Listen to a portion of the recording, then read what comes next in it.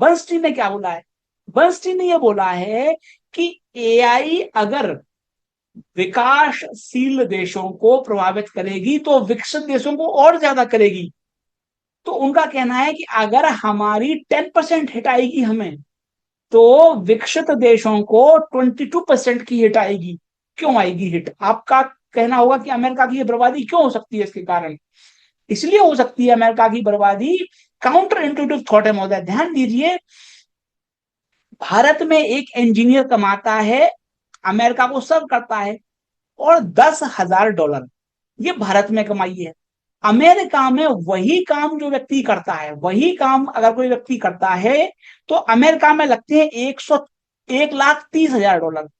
Same आदमी same काम के लिए अमेरिका में लेता है 1,30,000 डॉलर। इंडिया में वही आदमी उसी काम के लिए लेता है कितने पैसे? $10,000। तो अगर किसी एआई मॉडल को, एआई वर्कफ्लो को, एआई का एडवांटेज मिलता लेना है, तो वो इंडियन वर्कर को क्यों फायर कर रहा है? उसने फायर करना चाहिए अमेरिकन वर्कर को। तो देर सवेर ये समझ में आएगा बड़े बड़े इन्वेस्टर्स को कि भैया अमेरिका के ऊपर तलवार ज्यादा लटक रही है एआई की। तो भारत को ये जो एफआईआई बेच रहे हैं, उन्हें देर सवेर समझ में आएगा कि भैया भारत पर कम प्रभाव पड़ेगा। आप फायर, सबसे ज्यादा जॉब लॉस अमेरिका में होंगे। और महोदय, एलेक्स कार्प साहब ने कितनी शानदार बात कही है, सैल्यूट टू दिस मैन महोदय, and I am big fan of him. ये पेलेंटियर के सीईओ साहब हैं, इन्होंने इतनी अच्छी बात कही है महोदय कि ये कंपनियां पागल हो गई हैं जो कहती हैं जॉब लॉस हो जाएगा, जॉब लॉस हो जाएगा। अरे भैया, विरोध हो जाएगा जमीन पे, समाजवाद आ जाएगा।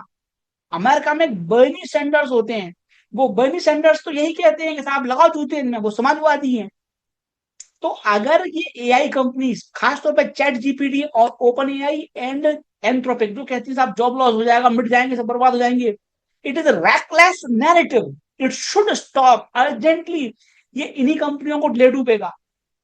जो ओपन एआई और जितने भी टूल हैं, अगर ये लोगों को फायर करेंगे तो लोग चुपचाप नहीं बैठेंगे, लोग बर्नी सैंडर्स को ज्वाइन करेंगे, समाजवाद आ जाएगा, अमेरिका बर्बाद हो जाएगा। दूसरा, लोग विरोध करेंगे एआई का। तो ये अमेरिका के सामने सीधे सीधे डेंजर है महोदय। और इन्हीं डेंजर के प्रति मैं आपको अवगत समय से पहले करा रहा हूं। और इसीलिए मैं सिर्फ एआई नहीं खिलवाता हूं, मैं सेमीकंडक्टर चिप प्ले करवाता हूं, फोटोनिक्स प्ले करवा रहा हूं, क्वांटम प्ले करवा रहा हूं, ड्रग प्ले करवा रहा हूं, so that you can rotate among them. Even aerospace में खिला रहा हूं। तो तमाम चीजें हम अमेरिका में डाइवर्सिफाइड हैं। अमेरिका का विनाश ज्यादा होगा एआई के कारण, अगर होने वाला है, मैं तो कहता हूं नहीं होगा। अमेरिका आज दुनिया का सबसे बड़ा ऑयल एक्सपोर्टर बन गया, सबसे बड़ा, even bigger than Saudi Arabia and Russia. And you would be surprise, मैंने इसी लाइव स्ट्रीम में कई बार कहा है, 1973 में जब अमेरिका इसराइल को समर्थन कर रहा था, तो खाड़ी के इन्हीं देशों ने खाड़ी के देशों ने, जो आज मित्र होने का ढोंग रचते हैं, उन्हीं मित्र देशों ने अरब ऑयल एम्बार्गो जड़ा था अमेरिका के ऊपर। अमेरिका इंपोर्टर था कच्चे तेल का, अमेरिका को कच्चा तेल देने से मना कर दिया था 1973 में। ना, अमेरिका आज की डेट में दुनिया का सबसे बड़ा एक्सपोर्टर कैसे बन गया? Revolution called shale oil. और ये शेल ऑयल कोई बाबा आदम से नहीं निकला है। 2010 के बाद से ये रेवोल्यूशन चालू हुई, 2010 के बाद से ये रेवोल्यूशन चालू हुई। आज अमेरिका दुनिया का सबसे बड़ा एक्सपोर्टर बन गया। तो अमेरिका तो भैया लाभ कमा रहा है, आपके समक्ष है लाभ, तो वो क्यों युद्ध रोकेंगे? आज मेरा भारत सरकार से निवेदन है कि आप एथेनॉल पर एक्साइज ड्यूटी काट रहे हो, कितनी मेहनत कर रहे हैं महोदय, जमीन आसमान एक कर रहे हैं, एथेनॉल से एक्साइज ड्यूटी, नई गाड़ियां लॉन्च कर रहे हैं, कितना अनाप शनाप बकवास है।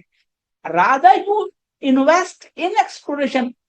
अरे भैया, एथेनॉल पे एक्साइज ड्यूटी बंद कर सकते हो, आप एक्सोन मोबिल को बुला लो ना, शेवरॉन को बुला लो ना, मोदी जी के बड़नगर में कच्चा तेल निकाल देंगे, मोदी जी के पीएमओ के नीचे सेल ऑयल निकाल देंगे वो। Today they made US of A biggest oil exporter, producer. They can make India biggest oil producer. क्यों नहीं कर रहे हो महोदय? इनकी दलाली, दलाली का सवाल है महोदय।